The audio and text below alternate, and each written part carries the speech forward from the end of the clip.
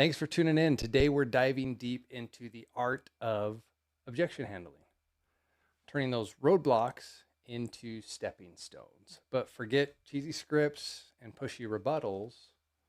We're not about that.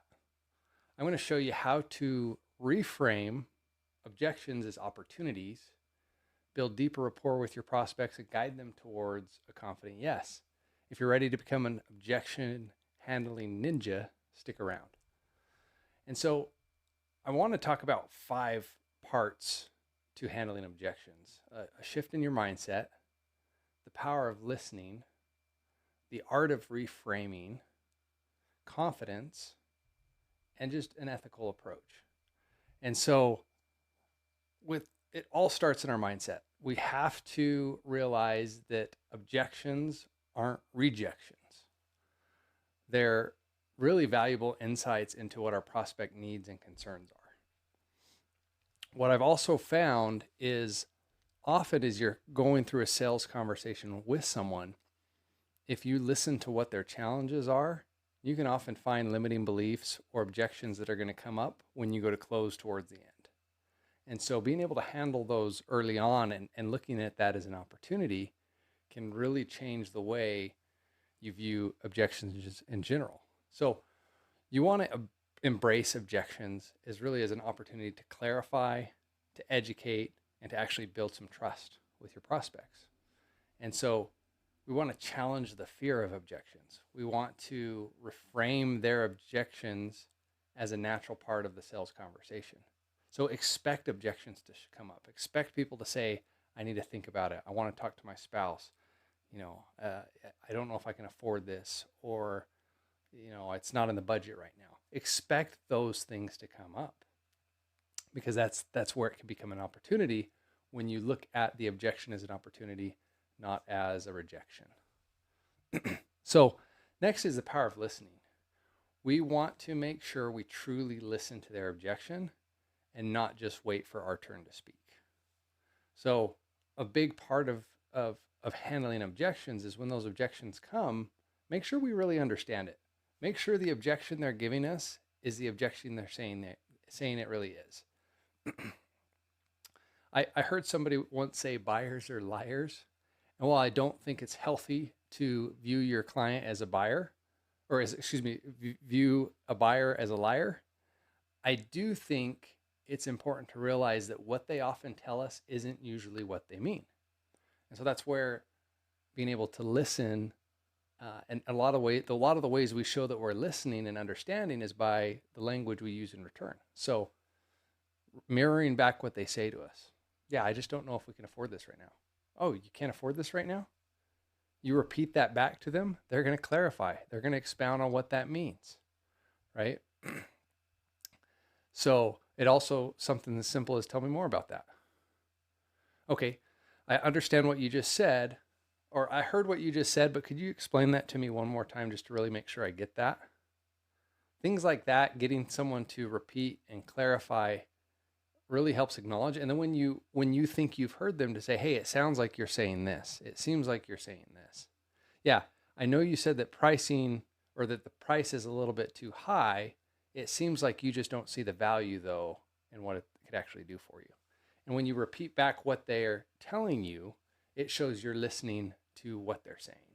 And that can really, and one thing I've really found is you can really connect with people when they know you understand them. They don't care about your product or service if you don't understand their needs, right? And so objections can actually be a great way to show we understand where they're coming from and give us a chance to show some empathy and to be on their side.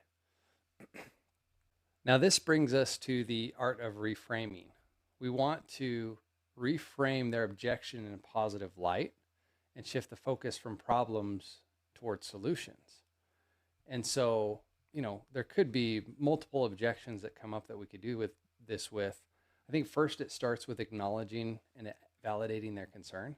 So let's use the objection of price, right? Hey, you want to start by one. It might be helpful to repeat back what they're saying. Oh, you have concerns about the price? Okay, tell me more about that. Or what does that mean to you? Or say something like, hey, I understand your concerns about the price. to be honest, it is a significant investment, and you do want to make sure this is the right decision for your home or for your business. But then we want to isolate the objection and make sure that's really it. So sometimes sometimes the objection they give us is the real objection, sometimes it isn't. So hey, if the price wasn't a factor, if this was half the price, would you be moving forward? Right? And if they tell us, well, no, X, Y, and Z, then we know it's not really price. It could be the value. It could be another feature. So we want to isolate the objection, make sure what they're telling us really is their objection. I heard somebody say once that buyers are liars. And while I don't think it's healthy to view our prospects as liars, I think it is important to recognize that often what they say first isn't the full story, that there's more behind it. There's more we have to unpack. There's more we have to get through. And so we could start, so we want to isolate that objection, make sure we understand what the objection really is. Okay, if, other than price, is there any reasons you see this wouldn't make sense for you? Right? And then instead of like directly contradicting their objection, we could reframe it with a question. So for example, if they say, well, it just seems like it's a little too expensive or it's a little out of the budget, we can reframe it by saying, well, compared to what? What else have you considered? What other solutions have you looked at? Right? Like, what does expensive mean? Right? And they might tell us what some of those other things they've looked at are, and that can give us a chance to show the real value in what we offer. So maybe they say, hey, well, a competitor is at a much lower price than you, and that gives us an opportunity to show why our quality or what makes us unique or what makes us different, to really come into the conversation with some confidence and say, hey, this is what we're going to be able to deliver on that no one else can.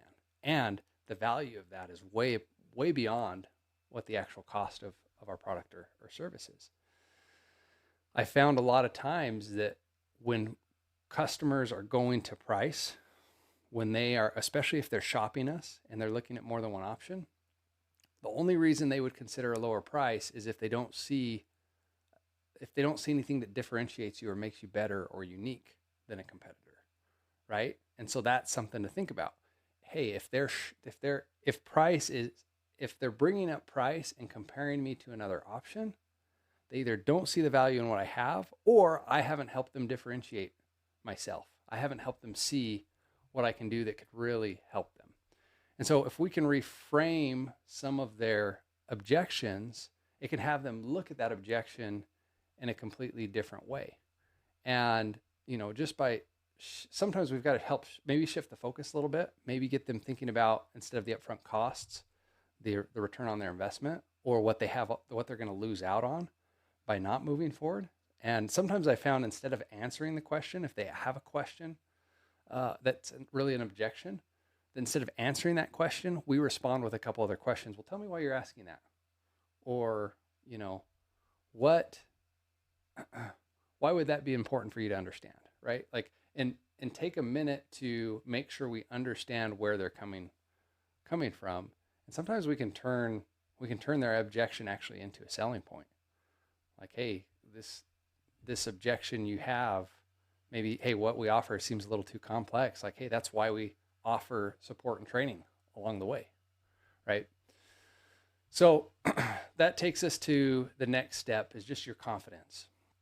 Confidence plays a critical role in objection handling. You have to have a mindset that I'm going to be curious when they give me an objection. I'm going to be confident in my responses. Now, sometimes this takes some preparation outside of the sales conversations. This takes some going through scripts, doing role plays, practicing with others in your organization, so that when these moments come, you know where you're going to go. You know what you're going to say. You're going to act. You're going to show that you've been here before, and you can confidently help them through. And so part of the ways we can have confidence is in our body language, in our tone, the choice of words that we use, how quickly we respond, silence, how long we're rambling on, or how concise we are. Those will all show confidence or a lack of confidence.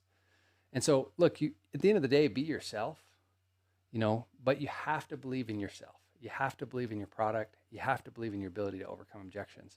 And I've found just a confidence in your a confidence in yourself and a confidence in your product or service can go a long ways to overcoming objections. To be able to look someone in the eyes and say, you know what? I know we can help you. I know this seems like a lot of money. And if you work with us, you're not going to regret this. We're going to take care of you, and you're going to get exactly what you want, right? And that's what makes us different and unique. You know, you might get a lower price over here, and, you know, can they speak to the confidence that we have that we'll be able to deliver on our results? And so confidence is just a huge part in overcoming objections. And I found, and it's different for other people. For me, confidence often comes in knowing. So I like to study. I like to know the product like the back of my hand. And the more I do and the more I know my product, when questions come up, I can answer those confidently and show that I'm the expert. Lastly, we want to do things ethically, right? We want to make sure when we're handling objections, we do it with integrity. We do it with respect. You know, I think you can overcome objections without manipulating people or creating pressure. And there's ways where we can create urgency and a need to move forward and to make a decision. Like, that's why salespeople exist. Look, we could hand out brochures or send people to a website all day. Like, salespeople are there to help people make decisions, and a no is okay. And we have to help our prospects feel that. We have to help our prospects feel like, hey, there may not be pressure to say yes, but there's definitely not pressure to say no, right? And sometimes opening up that pressure to allow them to say no actually moves the conversation forward so much quicker. And so you'll build great long-term relationships that result in referrals if you can give those prospects a feeling that they can say no, and at the same time help them see you're going to help them find a solution for themselves. You're going to ask them, hey, why are you meeting with us in the first place? You know, why do you want this to work, right? And help them figure that out. And so hopefully something you took away from today, if there's any takeaways, I'd encourage you to share your biggest objection handling challenge in the comments, or share how you've gotten past objections in the comments. I'm Drew Norton, the Everyday Sales Leader, and this is your daily dose of Sales Inception.